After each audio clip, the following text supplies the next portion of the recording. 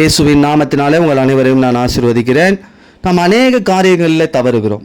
தவறாத மனிதன் உலகத்தில் இல்லை. ஆனால் வேதம் சொல்லுகிறது, சங்கீதம் 132:12 நம் ஆண்டவராகிய இயேசுவானவர் தவறாதவராய் இருக்கிறார். அவர் ஆணையிட்டால் தவற மாட்டார் என்று வேதம் சொல்லுகிறது. அவர் உங்களுக்கு கொடுத்த ஆணையில் அவர் தவற மாட்டார். உங்களை குறித்து அநேக வார்த்தைகளை அவர் கொடுத்திருப்பார், வாக்குத்தத்தங்களை கொடுத்திருப்பார். அதில் அவர் தவற மாட்டார். யோசுவா 23:14 அவர் நமக்கு சொன்ன நல் வார்த்தைகள் ஒன்றும் தவறி போவதில்லை என்று வேதம் சொல்லுகிறது.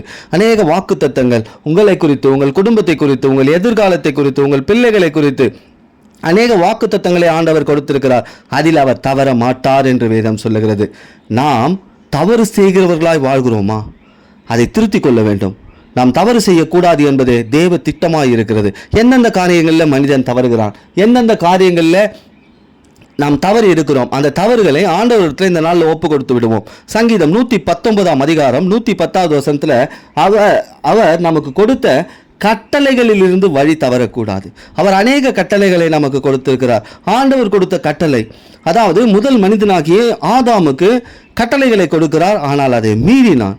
அதனால் அவன் தேவ பிரசன்னத்தையும் ஆளுகை தன்மையும் ஆண்டவராகிய இயேசுவின் வார்த்தையும் அருமையான ஏதேனையும் எழுந்து போனான். கர்த்தர் நமக்கு கொடுத்த கட்டளைகளை தவறக்கூடாது. ஏனெனில் அவர் தவறாதவராய் இருக்கிறார். அவர் பிள்ளைகளாகிய நாம் தவறக்கூடாது என்பதே அவருடைய திட்டமாக இருக்கிறது. சங்கீதம் 38:16 இப்படியாய் சொல்லுகிறது, நாம் கால் தவறக்கூடாது என்று.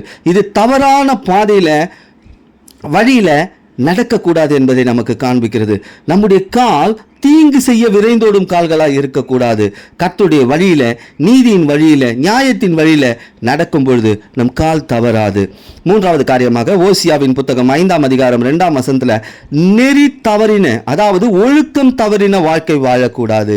ஏனெனில் நெறி தவறுகிறவன் தீமையை யோசிப்பான் என்று வேதம் சொல்லுகிறது. நம்முடைய யோசனை நன்மையாய் இருக்க வேண்டும், தீமையாய் இருக்கக்கூடாது. நான்காவது காரியமாக நீதிமொழிகள் 16:10 கிறிஸ்துவுக்குள் நாம் ராஜாக்கள் என்று வேதம் சொல்லுகிறது. நாம் ராஜாக்கள் ஆனால் நம்முடைய வாய் தவறக்கூடாது.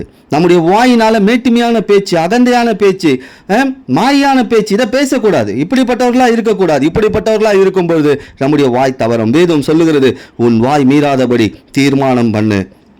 உன் வாயில சத்திய வேதம் வசனம் இருக்கும் பொழுது உன் வாய் தவறாது. தவறு செய்திருந்தால் ஆண்டவராகிய இயேசுவினிடத்தில் மன்னிப்பு கேட்பதில் தவறில்லை என்று வேதம் சொல்லுகிறது. அவர் தவறாதவர். ஆகையால் நாமும் தவறாதவர்களாய் வாழ்வோம். உலகத்தை இயேசுவின் நாமத்தில் ஜெயிப்போம். கர்த்தர் உங்களையும் உங்கள் குடும்பத்தையும் உயர்த்தி ஆசீர்வதிப்பாராக. ஆமென்.